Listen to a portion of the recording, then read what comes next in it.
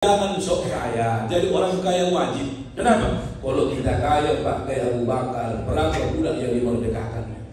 Kalau kita kaya dengan kayak Abdurrahman bin Auf, berapa yang diseluruhkannya hartanya? Tapi kalau kita miskin, datanglah kekafiran. Kenapa? Kefakiran mendekatkan orang menjadi kafir. Kenapa? Karena harta itu rujukan bagi orang yang beriman. Kalau sudah tak ada harta, datanglah nanti orang yang menggoda akidahnya, luluh akidahnya pun akan hancur.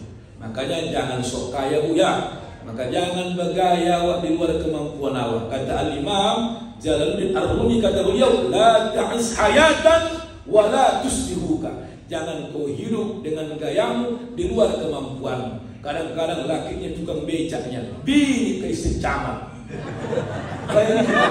Oh, istri camat aja biasa-biasa gayanya. Kawan ini handphone 2, paket nggak ada. Handphone 2, paketnya nggak ada.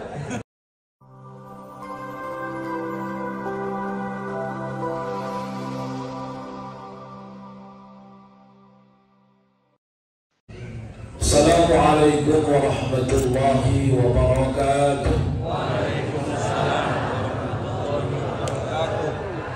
Alhamdulillahi rabbil alamin, hamdan syakirina lihamidi syukri, wa amru billahi liqiyami bi amri.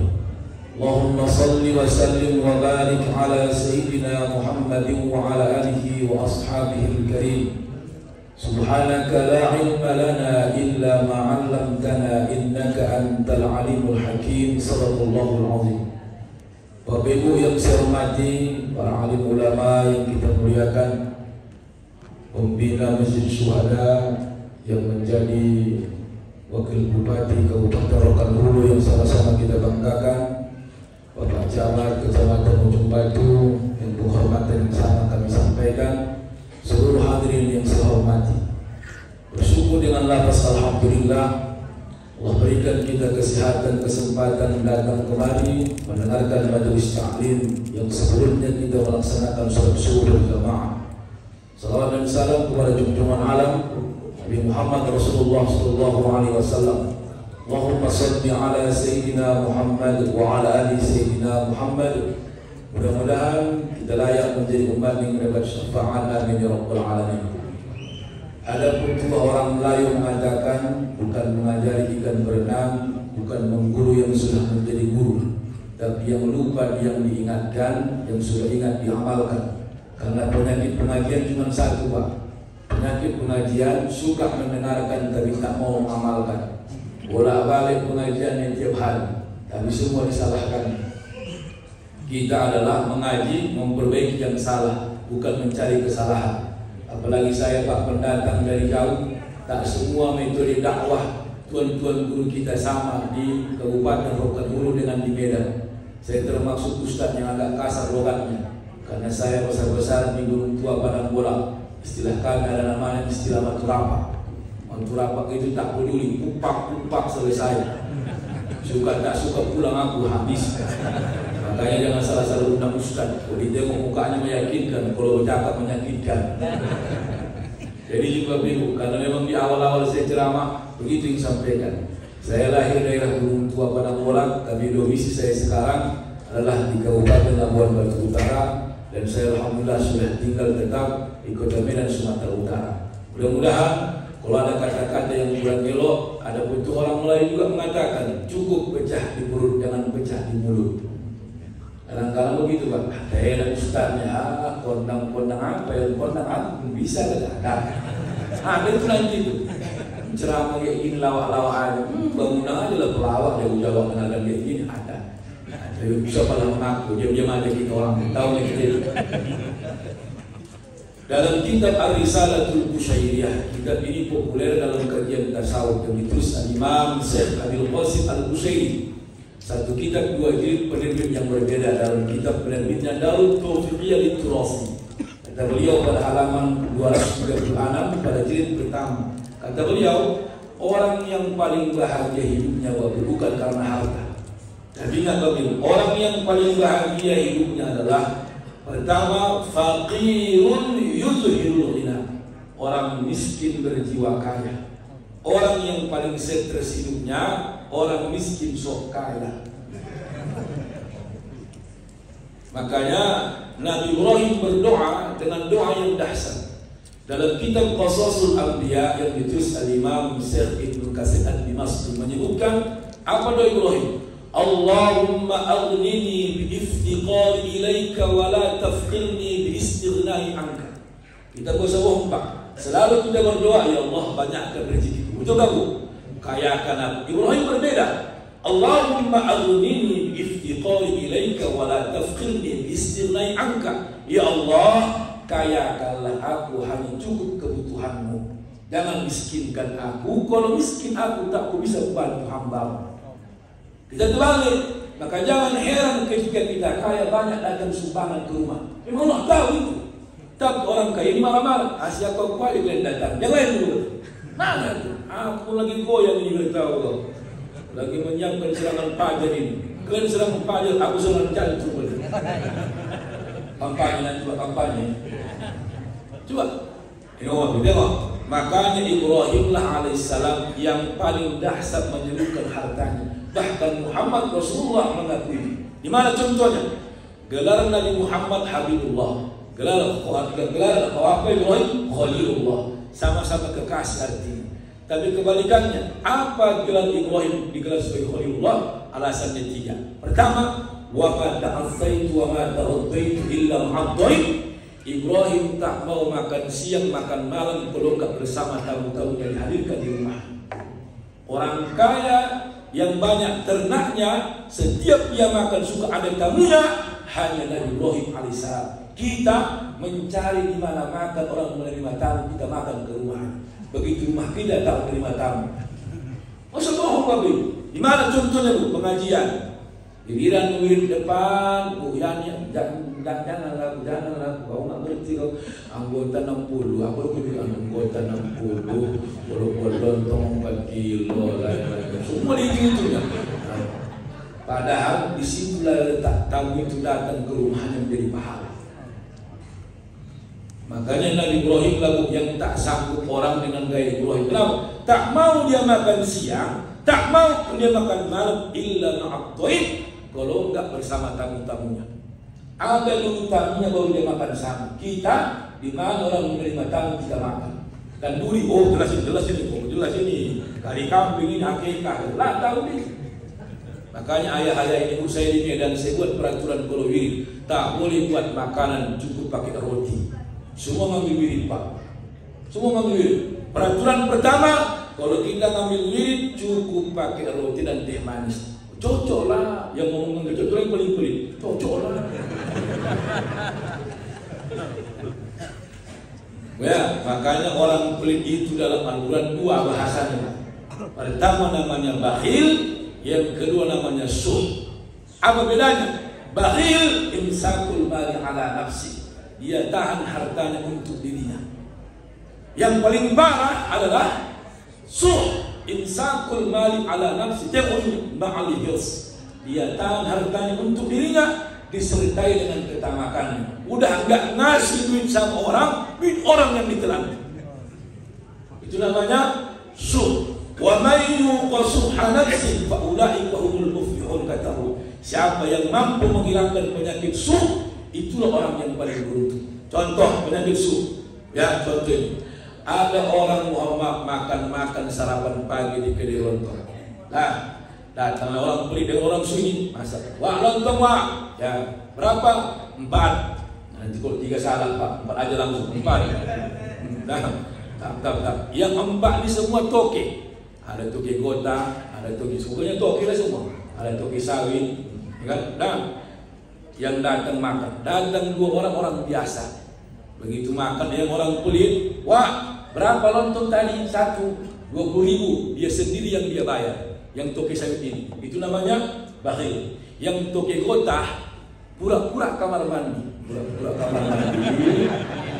Keliling dia. Tiba-tiba, aku duluan aku bang. Yang tak sempat aku. Orang yang bayar makanan itu namanya suh. Itu luar biasa.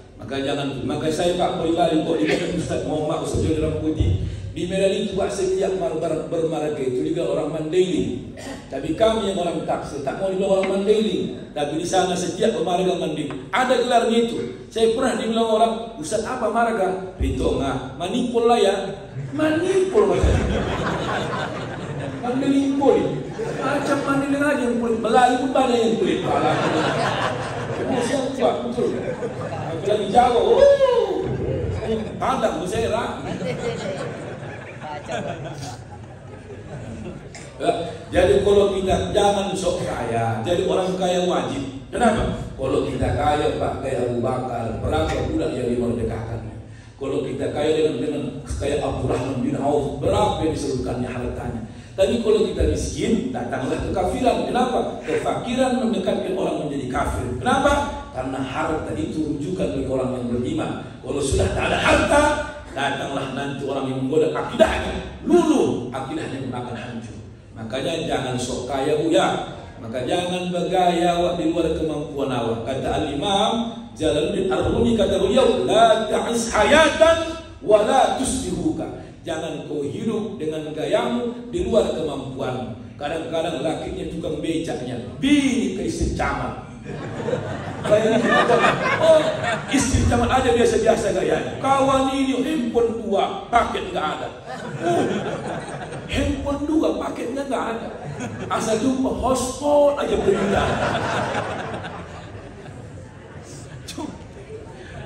Lah gayanya. Makanya di sini banyak orang kaya di sini, tapi biasa-biasa, sederhana, pakaiannya biasa, cara ngomongnya mohon maaf merendah, itu luar biasa. Ada kadang-kadang udah miskin, cakapnya pun tinggi kayak uban. Aku dia gini, cakap, ngasih nggak pernah. Menurut aku ya, menurut aku. Siapa korbannya? Orang biasa, menurut aku. Makanya tengok ada istri tukang becak, gaya bininya ke istri pejabat, yang stres suaminya. Maka banyak laki-laki mati duluan sekarang. Kau apa kenapa? Inilah pelakunya. Udah pres tiap hari, udah pensiun, gerak. Udah pensiun awak, cukuplah dia 38 tahun jadi pegawai negeri. Nikmatilah masa pensiunnya dengan ibadah. Jangan lagi paksakan yang lain-lain. Dor, keladang. Tengok sawit banyak ninja. Makanya orang bilang ada orang udah pensiun baru ke masjid. Syukur masa pensiunnya ingat ke masjid. Ada orang sampai mati nggak ke masjid. Kadang-kadang mulut kita ngalah, udah pensiun itu dulu mana pernah parah. Coba jangan sok kaya. Jadi orang kaya wajib. Makanya Omah kaya dulu mereka luar biasa, tegas. Kerjaan dia dulu jual sayur. Apa makanan kami tiap hari? Genjer.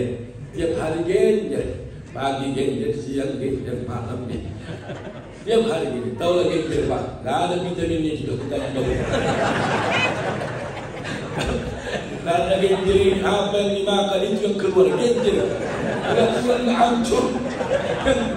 Yang dimakan genjer keluar pun genjer, tumbuh pun genjer. Jadi terkadang itu Ustaz, orang Labuan Batu sana paling tinggi gayanya kuliah. Betul, saya akan tinggal di Labuan, orang tua saya udah pindah.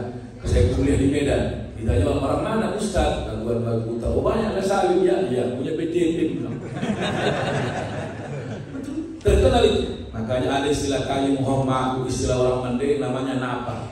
Ulang napa kayo-kayon, ulang napa boto-botoon, ulang napa pintar-pintarkon, ulang napa malu-maluon, ulang napa malin-malikon. Itu penyakit nama. Orang miskinnya sok kaya, bodohnya sok pintar, banyak maksiat sok soleh. Itu yang banyak zaman sekarang. Jadi Bu, silahkan jadi orang kaya, tumpukan harta Ibu untuk menolong agama Allah. Jangan sampai itu yang sampai dosa orang kulitan. Memang ada doa itu. Siapa doa orang yang kulit dari hartanya? Muhammad, ketika malaikat datang setiap terbit matahari, Allahumma a'ti munfiqan khalafa wa mumsikan talafa. Usaran putih bukan tadi mengantuk, itu hadis Nabi. Apa doa malaikat? Allahumma a'ti munfiqan khalafa. Ya Allah, gantilah orang yang berinfak hari ini. Wa mumsikan talafa. Hancurkan orang yang menahan hartanya hari ini. Makanya jadi orang kaya kalau beri cara menghancurkannya bagaimana? Berdatangan masalah. Anak 2 kali Muhammad CPNS nggak diterima. Ikut daftar polisi Pantohir 3 kali gagal. Udah disorong. Ya, katanya uang kesehatan ya. Nah, berapa? 50. Nah, Bu. Apa lagi? Uang apa lagi ya? Uang praktik.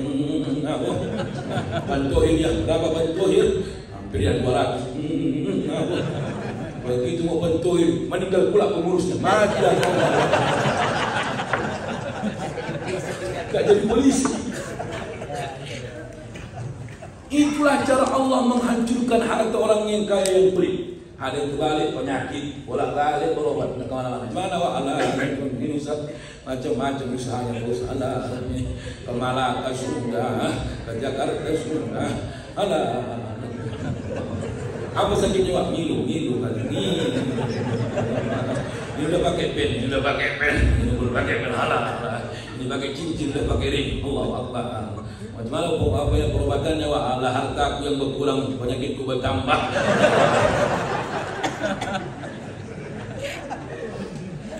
Dan orang kaya yang dermawan doanya baik. Makanya orang kaya dermawan tengok akan apa hak dia ketika diterima, kita tolong yang kaya-kaya. Sebelum diwajibkannya zakat di surah At-Taubah ayat 60, sebelumnya ada Al-Quran diturunkan, seorang sahabat bertanya di mana harta dia.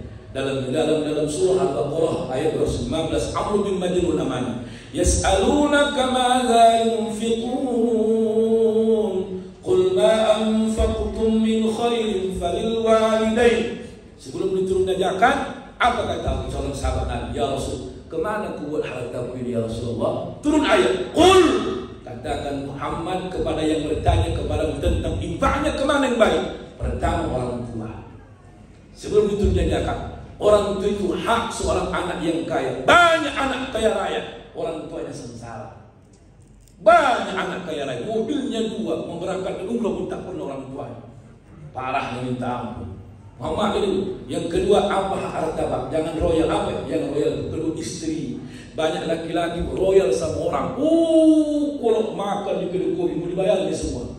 Apalagi boleh diangkat angkanya ketua. Jadi itu. Kalau istilah kami orang panggalan, abang anda apa perintah? Jadi sepele pula di situ. Padahal hak bapak yang tak dihitung Allah infak, walaupun bukan infak bahasanya istri.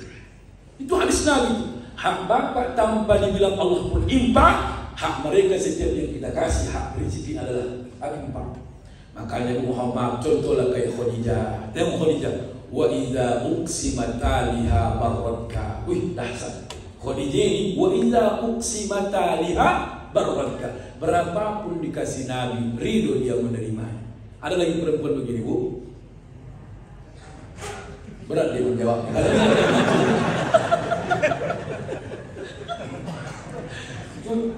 Makanya banyak perempuan yang kadang-kadang jadi pencuri, Pak. Dan ibu pun jadi pencuri bukan karena mohon maaf kebutuhan pribadi.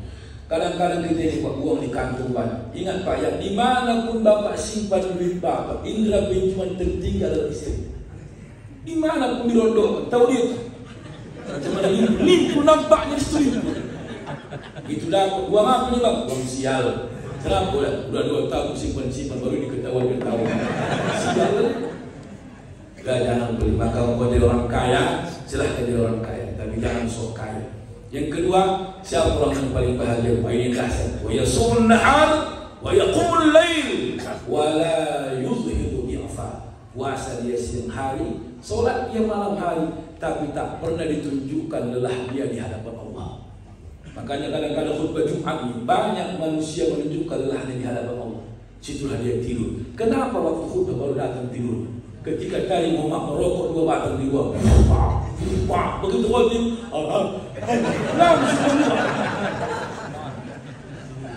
Muhammad begitu. Makanya kita ini luar biasa. Maka ustaz, khotib itu perlu Pak macam mana menegakkan dengan cara intonasi. Maka kayak kami orang-orang Mandiri ini memang perlu itu suara. Aku bilangin, Dil, kau sebenarnya ceramah kau biasa-biasa nih, cuma suara kau pum-pam. Orang tak bisa tidur karena bising kali suara kau. Betul. Khutbah saya paling singkat, tak selesai. Ada pula khutbah yang mudah, lembek, situasi pakai AC pula sejuk. Hadirin yang Jumat rahimahumullah. Mari kita bertakwa kepada Allah. Wah, dia pun mereng leher. Terbuka mulutnya kosong pikiran.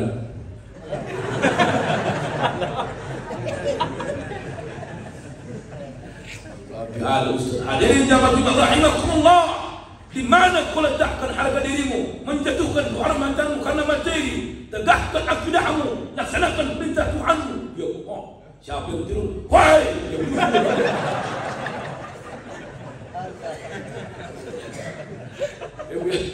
Maka ibadah yang paling melelahkan tanpa ada reaksi balasan hanya 3. Pertama, sholat.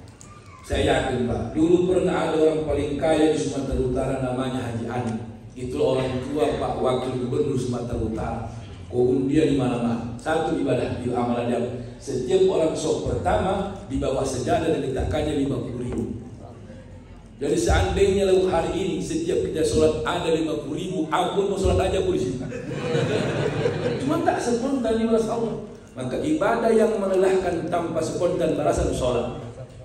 Kenapa? Karena sholat bukan membuat kita kaya, sholat membuat kita bahagia. Ayo Rabbil firli warhamni wajburni warfa'ni warzuqni wahdini wa'afini wa'fu anni. Lapan kita minta Rabbil firli, ampuni aku, warhamni, kasih aku, wazburni, cukupkan aku, warfa'ni, angkat derajatku, warzuqni, berikan aku rezeki, wahdini, berikan hidayah, wa'afini, sehatkan aku, wa'fu anni, maafkan kesalahanku. Tak ada minta kaya. Maka ada jamaah kadang-kadang Muhammad beresah dia. Ustaz, kenapa rezekiku begini-gini aja Pak Ustaz? Tak pernah kami tinggalkan sholat. Ku tengok ke tangga kiri kanan tak pernah sholat kaya raya. Semua anaknya jadi orang baik. Pejabat-pejabat semua Pak Ustaz. 3 anaknya, 1 jadi camat, 1 jadi tentara, 1 jadi pengusaha. Aku rajin sholat Pak Ustaz. Anakku 2-nya semua jadi, 1 jadi beku, 1 jadi hantu. Kadang-kadang yang rajin sholat itu banyak musibah. Kadang-kadang yang baik-baik, penyampaiannya, perampu anaknya, bagus-bagus, sehat-sehat. Ada aja masalah. Betul nggak Bu? Allah ingin setiap masalahmu dialah tempat mengadu. Itulah dia. Makanya tengok seorang ulama besar mengatakan, dah sini. Apa kata dia? Bisruhu fi wajhihi wa husnuhu fi qalbihi. Siapa mengatakan ini? Zirul al-Misri. Kata beliau, orang yang hebat, wajahnya terpancar bahagia, dukanya disimpannya dalam hatinya. Cukup Allah tempat mengadu. Dasar kita sengaja muka-muka susah biar kasihan orang.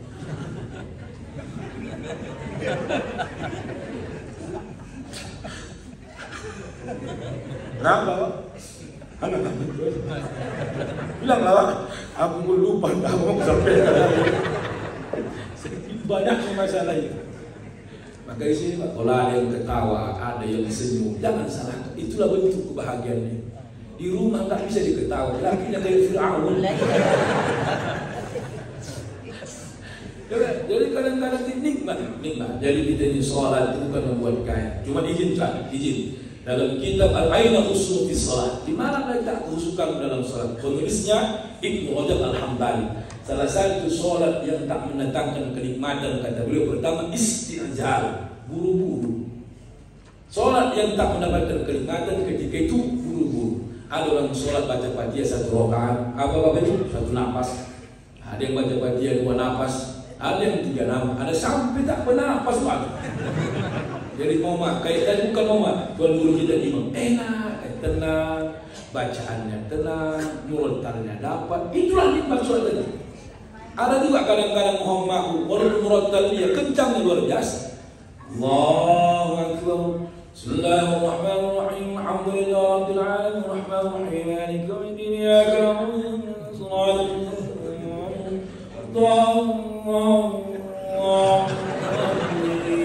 Imam menjawab, menyesuaikan.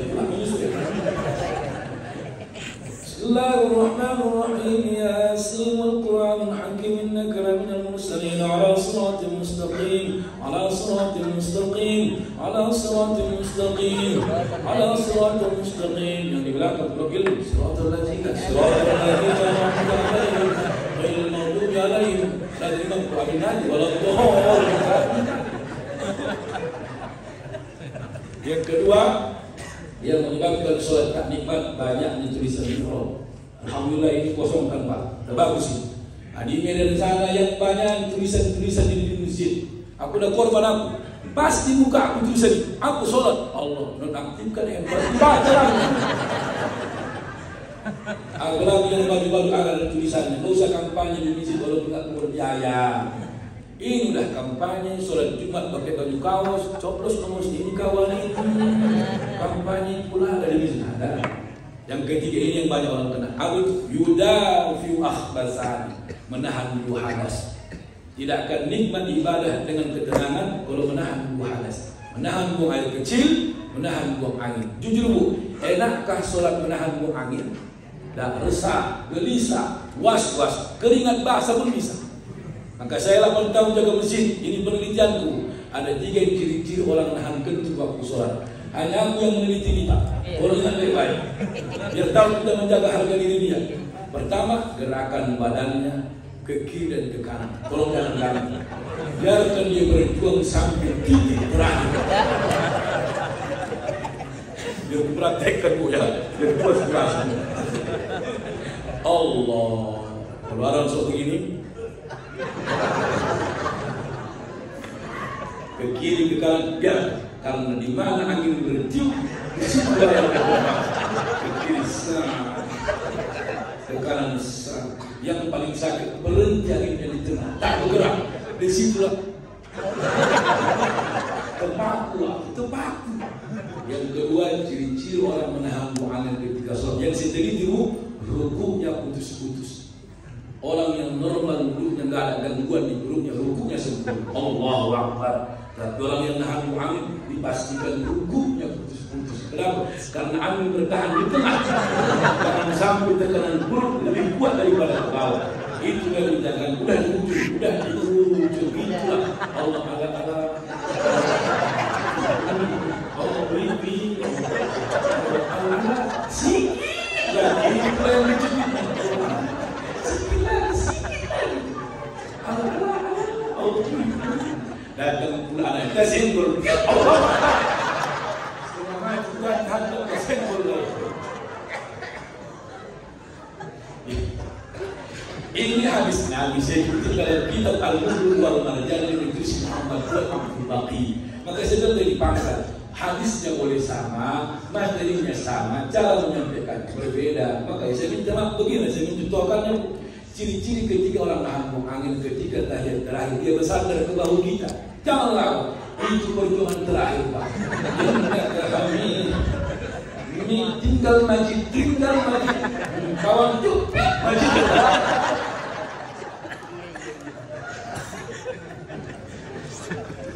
Yang ketiga Pak, Muhammad terlalu banyak gerakan yang tak berfaedah. Itu dari mata dia kan Muhammad. Melihat tanda sujud itulah sunnah sholat tengok. Kadang-kadang lihat melihat Allahu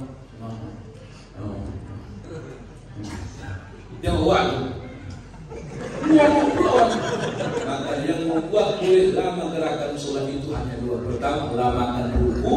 Yang kedua, lamakan sujud. Tapi Pak Imam semua kita tengoklah Imam kita sebutkan. Berarti kalau orang itu berarti ngerti agama. Kita zaman sekarang banyak yang ngerti agama. Ketika imam lamakan ruku, Nabi melamakan ruku itu sholat sendiri, bukan berjamaah. Karena kita yang mampu kapan kita bertahan ketika lama ruku. Ada imam lama kayu kayak aku gemuk-gemuknya, tertarik salam-salam kaki berbelakang. Allah yang lama tahun apa yang dibaca. Aku udah baca 3 kali surah Rabbil Azim. Mulai lihat lagi, aku tengok, waktu tengok lah kan, tengok. Ada lagi yang sering saya kena, sujud terakhir.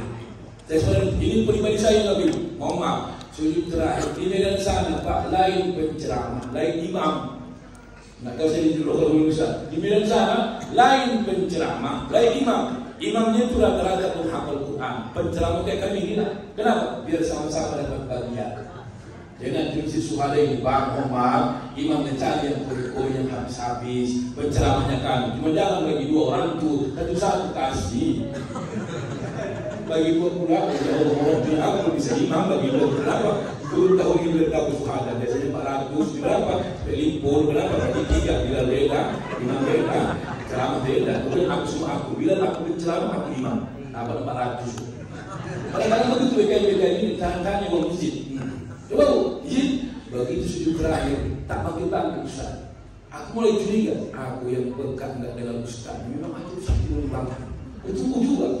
Aduh kok lama ada tak panggil. Bangkit sebelah Allah, tengok sebelah kanan sujud sini. Tengok sebelah kiri sujud. Balik aku diam-diam sujud Allah. Yang sebelahku. Pejabat atau apa-apa.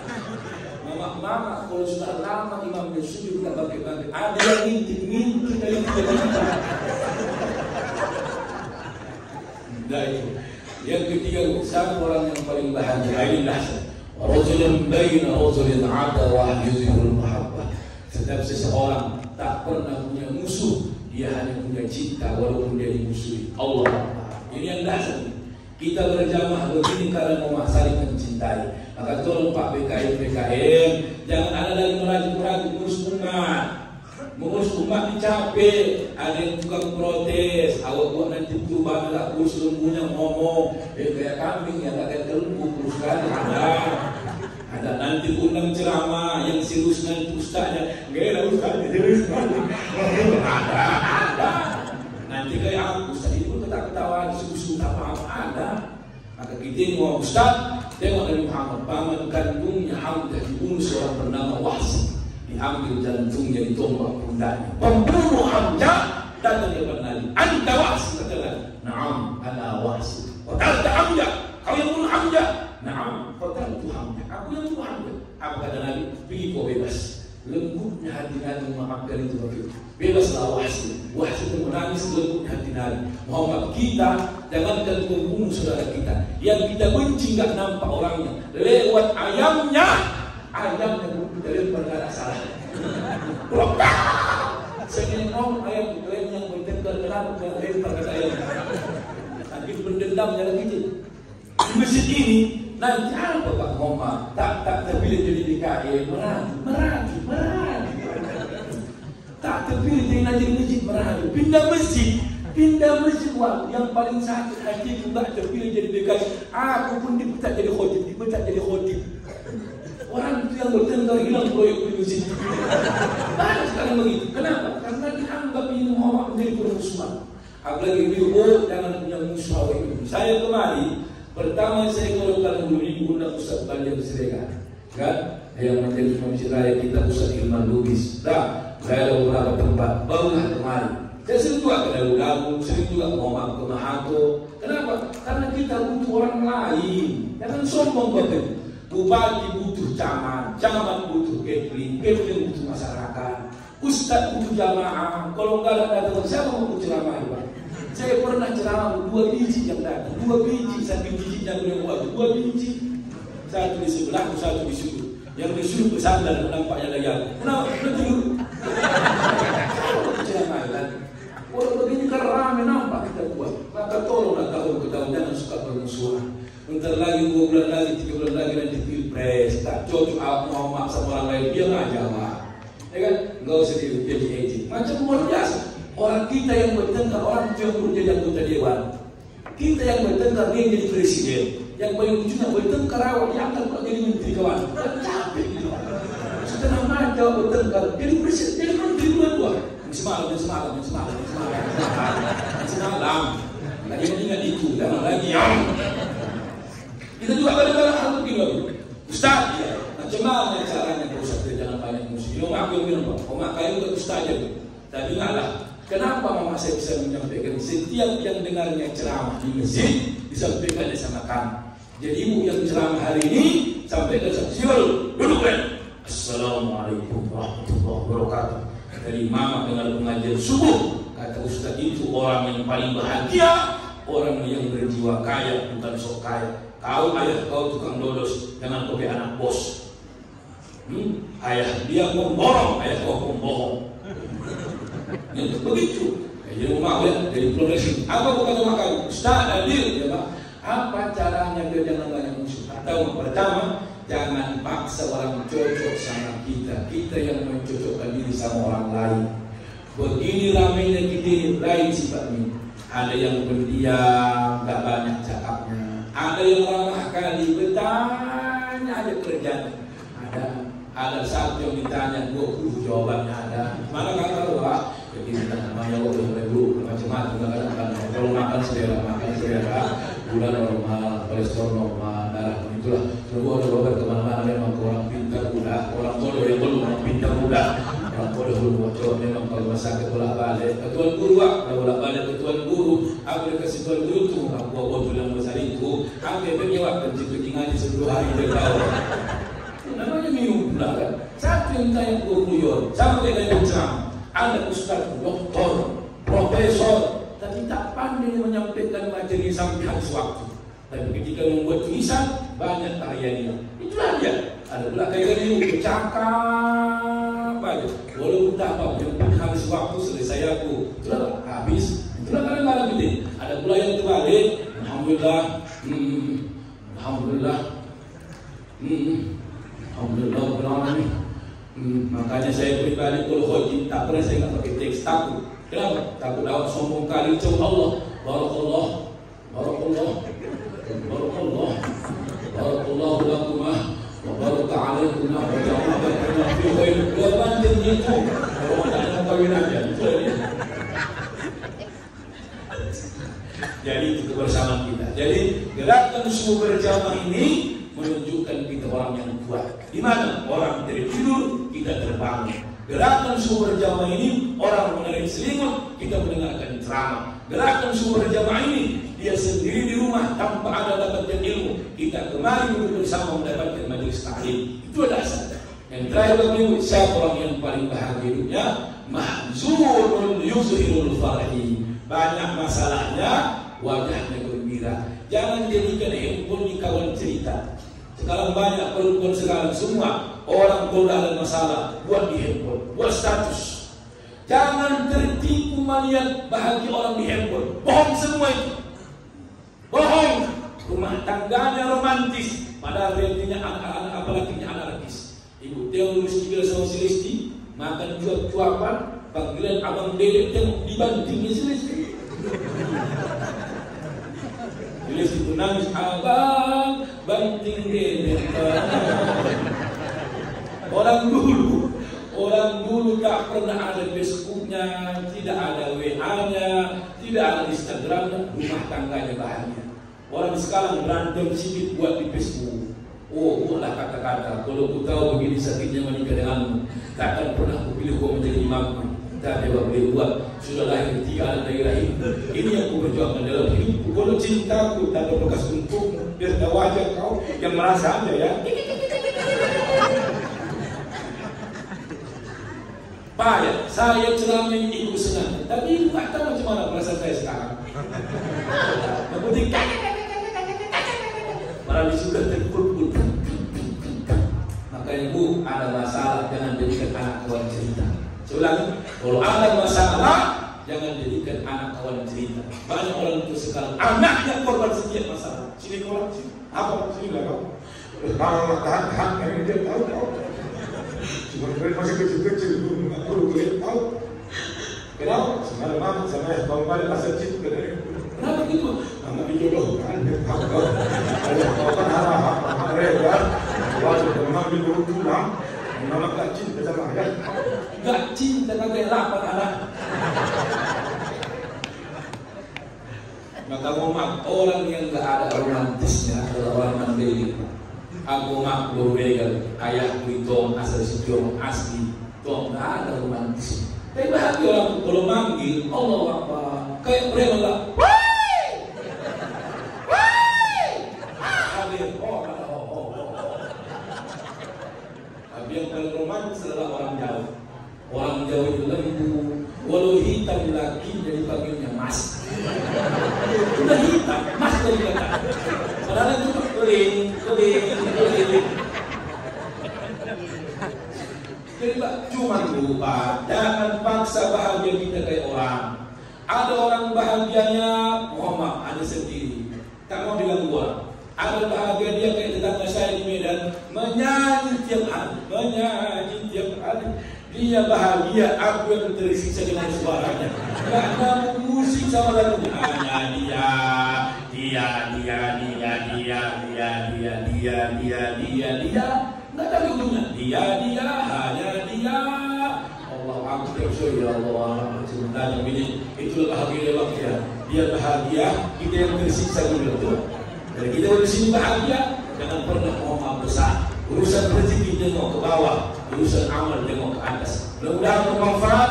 Jika ada penyampaian kurang berkenan, kata-kata saya kurang enak didengarkan. Kalau saya berkata kasar, maafkan saya Bu. Pak, memang saya makhluk kasar, bukan makhluk halus. Sekian, terima kasih. Assalamualaikum warahmatullahi wabarakatuh.